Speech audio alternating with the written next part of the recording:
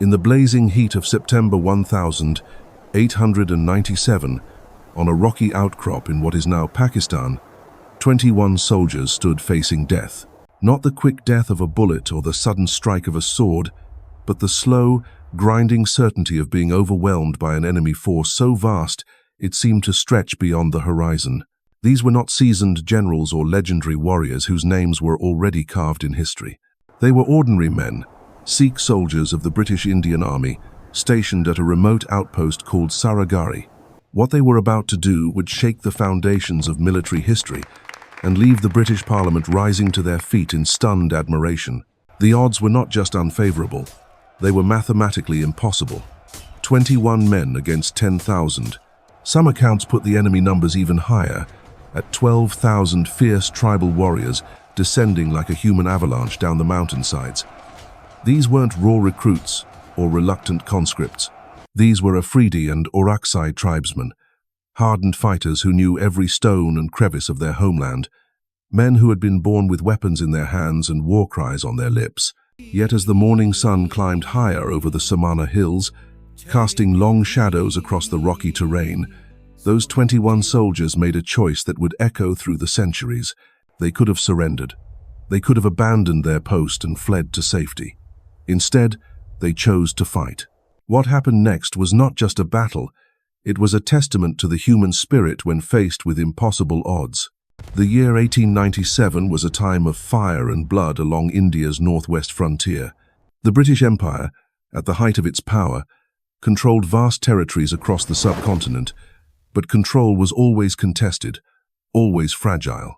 The tribal regions that bordered Afghanistan were particularly volatile, a powder keg of fierce independence and ancient feuds that could explode into violence with little warning. It was here, in this crucible of conflict, that the stage was set for one of history's most extraordinary last stands. The 36th Sikh Regiment had been created just 3 years earlier, in 1894, under the command of Colonel J. Cook. This was no ordinary military unit. Every single soldier was a Jat Sikh, carefully selected not just for their fighting ability, but for their unwavering loyalty and discipline. The British had learned harsh lessons from the rebellion of 1857, and they now recruited heavily from the Punjab region, where Sikh soldiers had proven themselves time and again as some of the most reliable and courageous fighters in the empire. These men were stationed along the Samana Ridge, a strategic mountain range that formed a natural barrier between British-controlled territory and the wild tribal lands beyond. The British had inherited a chain of forts originally built by Maharaja Ranjit Singh, the legendary Lion of Punjab, and they had strengthened these positions into a defensive network designed to control the volatile frontier. The two main fortifications were Fort Lockhart, perched high on the Samana Range, and Fort Gulistan, several miles away on the Sulayman Range. But there was a problem. The forts couldn't see each other. The rugged terrain and intervening peaks blocked their line of sight, making communication between them impossible by conventional means. This was where Saragarhi came in. Saragarhi wasn't much to look at. It was essentially a small stone outpost, built midway between the two main forts on a rocky hill that commanded views in both directions. Its purpose was simple but vital. It served as a heliographic communication station, using mirrors and sunlight to flash coded messages between the forts. In an age before radio, this primitive but effective system was the lifeline that held the entire defensive network together. The heliograph was a marvel of Victorian military technology. By reflecting sunlight off carefully angled mirrors, trained operators could send complex messages across vast distances almost instantaneously. The flashing lights carried orders, intelligence reports, requests for reinforcements, and warnings of impending attacks. Without Saragarhi, the British commanders would be fighting blind, unable to coordinate their defenses or respond quickly to threats. But the strategic importance of Saragarhi made it a target. The tribal leaders knew that if they could capture or destroy this communication hub, they could isolate the British forts and attack them piecemeal. The question was whether they could take it before reinforcements arrived.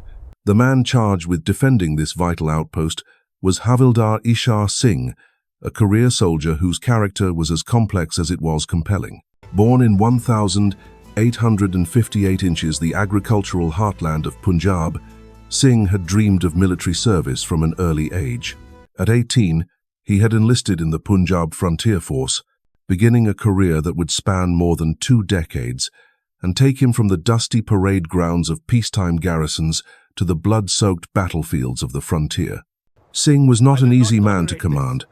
British officers described him as turbulent, independent-minded, and prone to questioning orders that he felt were wrong or poorly conceived.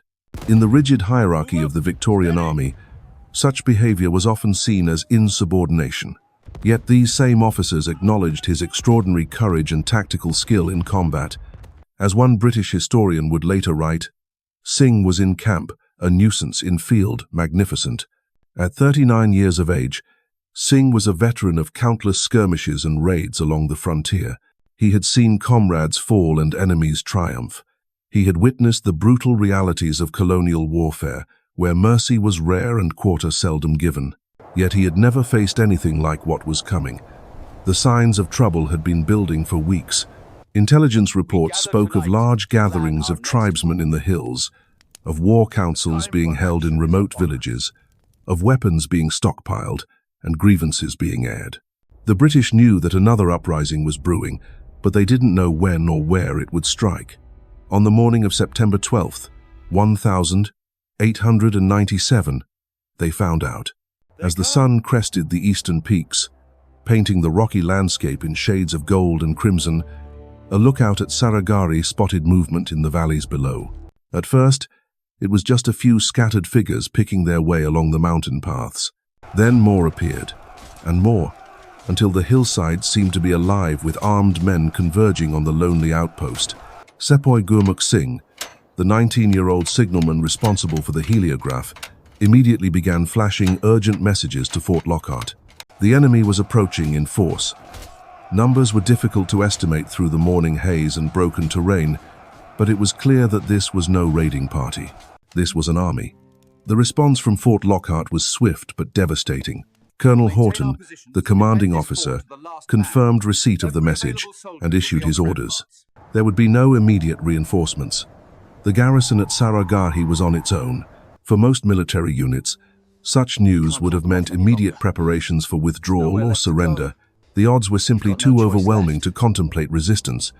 But the 36th Sikhs were not most military units. When Havildar Ishar Singh gathered his men and explained the situation, their response was unanimous. They would fight.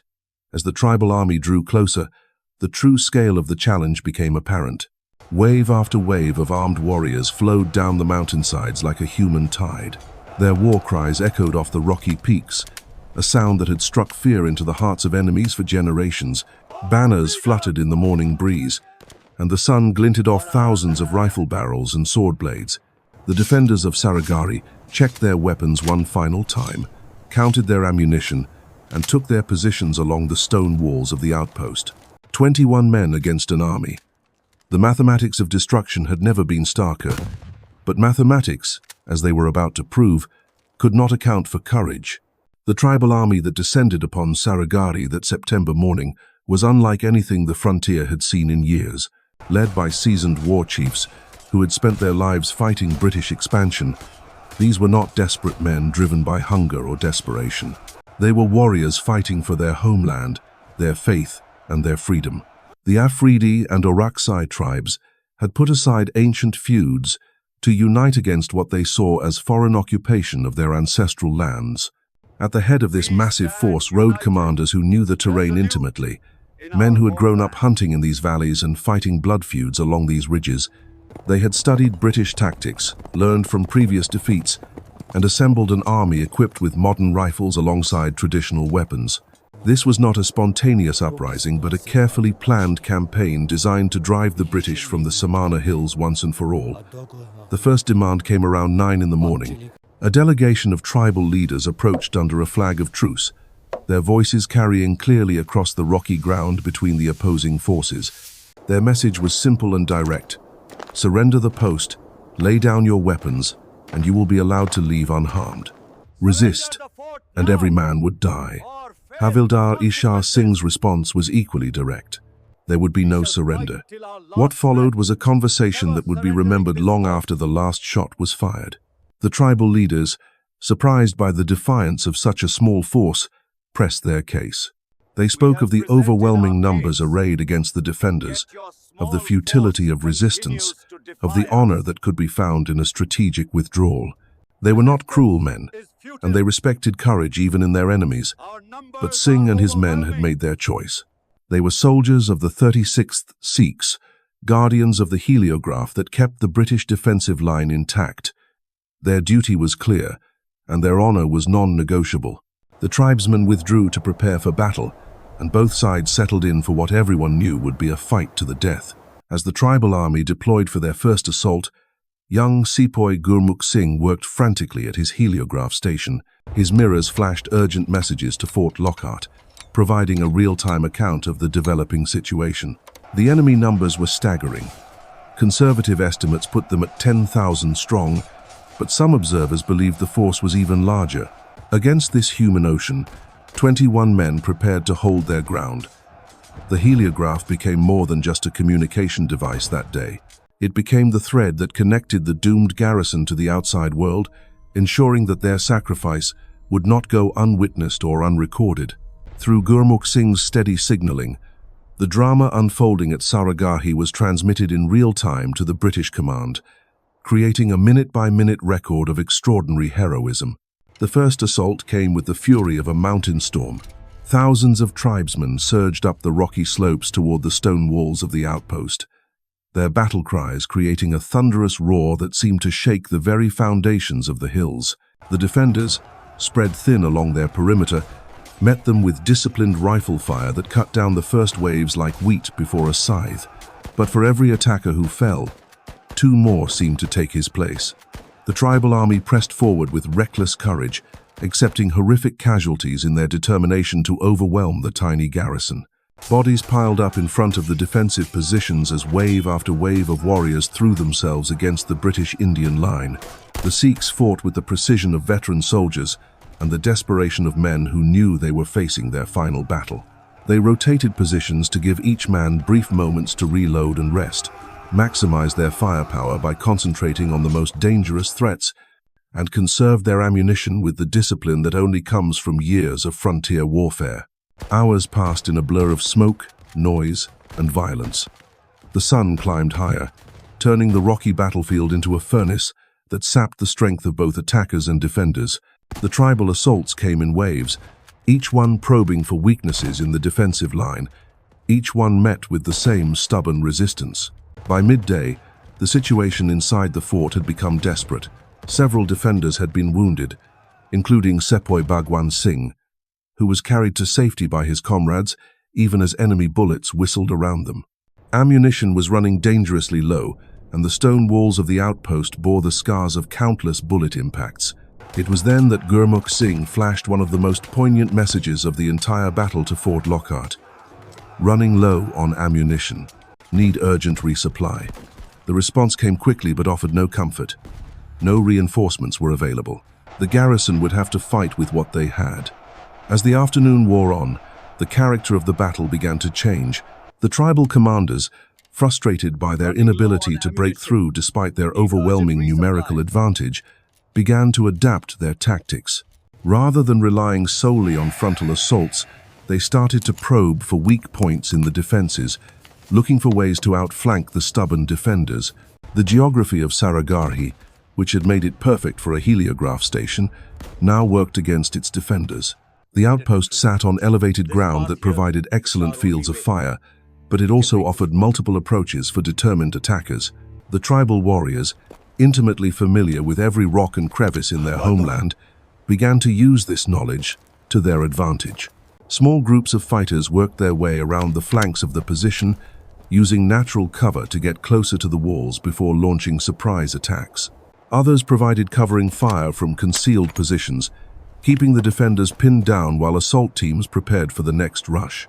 Inside the fort, Havildar Ishar Singh moved constantly among his men, offering encouragement, redistributing ammunition, and personally manning the most threatened sections of the perimeter. His presence was felt everywhere, a steady anchor of leadership in the chaos of battle. The tribal army's persistence began to tell. Despite suffering enormous casualties, they continued to press their attacks with undiminished ferocity. Their war cries never faltered, their courage never wavered, and their determination to take the post remained absolute. They had committed too much to this battle to accept anything less than complete victory. As the shadows began to lengthen and the afternoon sun cast long fingers of light across the battlefield, both sides knew that the final phase of the battle was approaching. The defenders had fought magnificently, but they were running out of men, ammunition, and time. The tribal army, bloodied but unbroken, prepared for what they hoped would be the decisive assault. The stage was set for the climactic moments of one of history's most extraordinary military actions. In the fading light of that September day, 21 men prepared to write their names in the annals of courage with their own blood. The tribal commanders could sense victory approaching, like the scent of rain on desert wind. Their scouts reported that the defensive fire from the stone walls was becoming sporadic, less coordinated. The telltale signs were there for those who knew how to read them. Longer pauses between volleys, fewer muzzle flashes from the ramparts. The steady heliograph signals that had been flashing all day were becoming increasingly urgent and desperate. But the men of Saragarhi were far from finished. As their numbers dwindled and their ammunition ran low, something remarkable began to happen. The survivors didn't break or panic or beg for mercy. Instead, they seemed to find a deeper reservoir of determination, as if the approaching certainty of death had stripped away everything except their core purpose.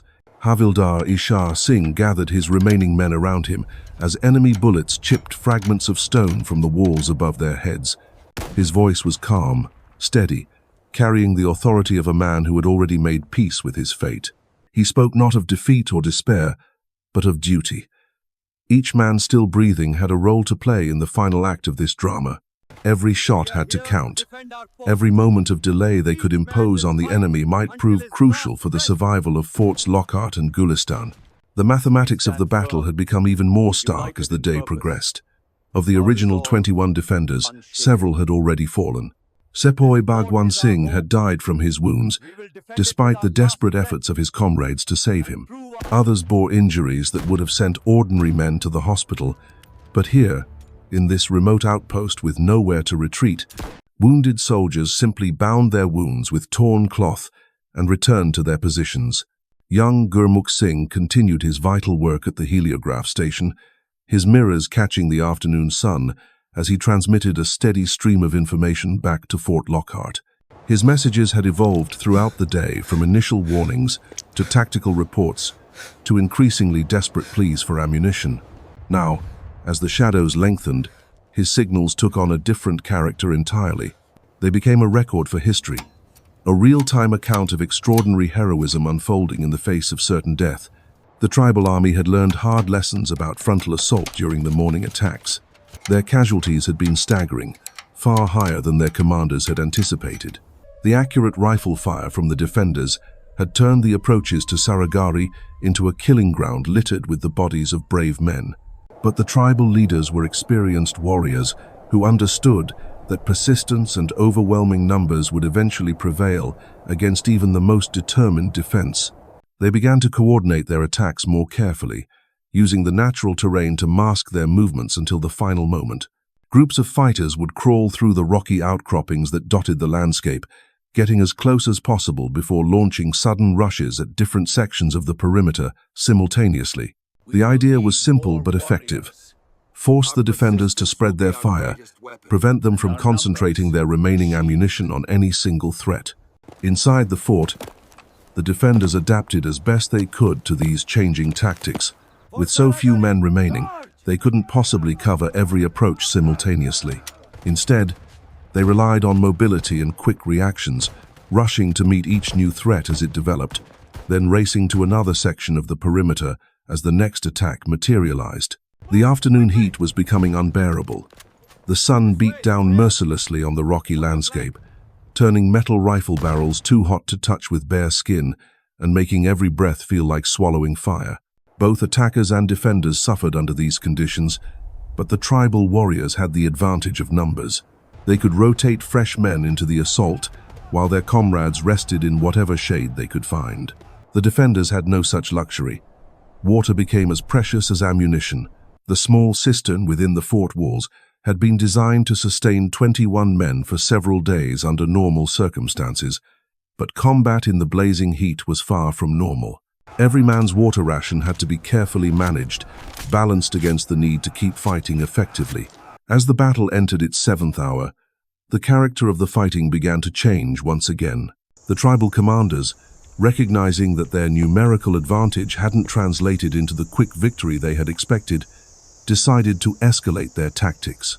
They brought forward their most experienced warriors, men who had fought the British before and knew their weaknesses. These veteran fighters approached the problem of Saragarhi with the methodical patience of professional soldiers.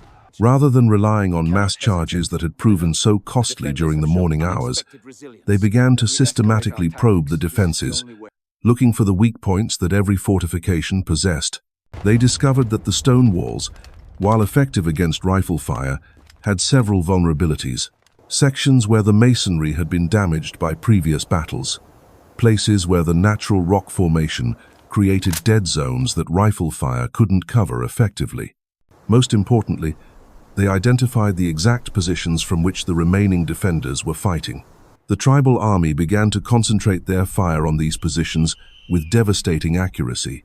Rifle bullets hammered against the stone parapets where the Sikhs had taken cover, sending showers of rock fragments flying through the air. The steady drumbeat of impacts made it increasingly difficult for the defenders to return effective fire.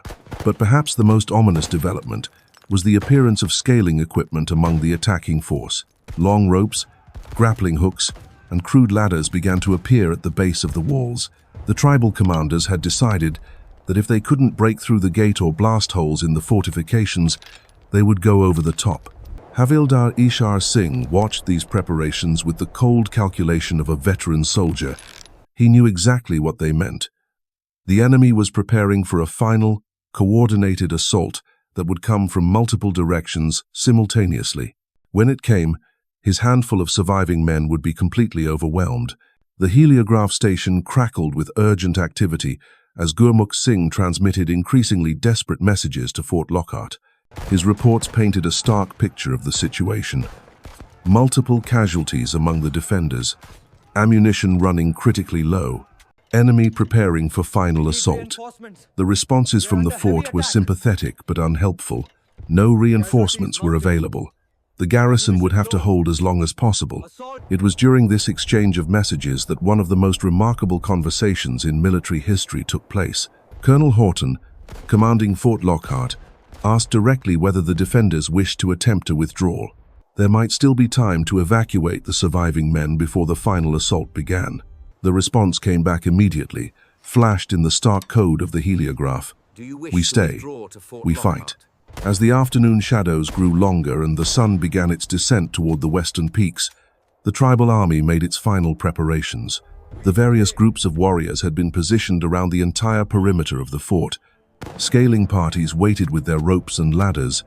Covering fire teams had selected their positions. The assault would begin at the signal. Inside Saragarhi, the remaining defenders made their own preparations for the end. Weapons were cleaned and loaded one final time. The last of the water was distributed equally among the survivors. Personal effects, letters to families, and final messages were entrusted to the one man who might possibly survive long enough to transmit them, Sepoy Gurmukh Singh at his heliograph station. But even as they prepared for death, these men continued to think tactically. They discussed fields of fire, identified the most likely avenues of enemy approach, and made plans for how to extract the maximum cost from their attackers. If they were going to die, they would die as soldiers, taking as many of the enemy with them as possible. The psychological pressure on both sides was enormous. For the tribal army, the prolonged resistance of such a small force was becoming an embarrassment. They had promised their followers a quick victory, a demonstration of their power that would inspire other tribes to join the uprising. Instead, they had been locked in brutal combat for hours against 21 men who refused to surrender. For the defenders, the knowledge that death was approaching created a strange sense of liberation. The fear and uncertainty that had marked the early hours of the battle gave way to a kind of calm determination. They had done their duty, held their post, and bought precious time for the larger defensive network. Whatever happened next, they had nothing to be ashamed of. As the sun began to sink toward the horizon, painting the rocky landscape in shades of gold and crimson, both sides prepared for the final act of this extraordinary drama. The tribal army gathered itself for one last, overwhelming assault. The defenders of Saragarhi checked their weapons, said their prayers, and prepared to meet their destiny with the same courage they had shown throughout that long, terrible, glorious day. When the final assault came, it came like thunder rolling across the mountains. The tribal warriors surged forward from every direction, their war cries echoing off the stone walls as ropes flew through the air and ladders crashed against the ramparts. The handful of defenders met them with the last of their ammunition, every shot carefully aimed, every bullet finding its mark. One by one, the brave men of the 36th Sikhs fell at their posts. Havildar Ishar Singh died sword in hand, fighting in the breach where the enemy had finally broken through. His comrades followed him into history, each man selling his life as dearly as possible. And when the end came for young Sepoy Gurmukh Singh, he packed away his heliograph equipment, picked up his rifle, and charged into the melee with the traditional Sikh battle cry on his lips. By evening, silence had fallen over Saragarhi. 21 men lay dead, but around them were scattered the bodies of over 600 tribal warriors. The mathematics of war had been rewritten by courage, duty, and an unshakable refusal to surrender. The Battle of Saragarhi lasted just 7 hours, but its echoes reverberated through history. The British Parliament rose as one to honor the fallen. Each defender was posthumously awarded the Indian Order of Merit, the highest gallantry award available to Indian soldiers. Their sacrifice had bought the time needed to reinforce the other forts, saving the entire defensive line. But perhaps the greatest tribute to these 21 men is that their story continues to inspire more than a century later. In an age when courage can seem rare and duty unfashionable, they remind us that ordinary people can do extraordinary things when faced with impossible choices. They chose honor over survival, duty over safety, and in doing so, they wrote their names in golden letters across the pages of history. The rocky outcrop of Saragarhi stands empty now, marked only by a simple memorial. But the spirit of those 21 soldiers lives on, a testament to the truth that some things are worth dying for, and that courage, once kindled, can never truly be extinguished.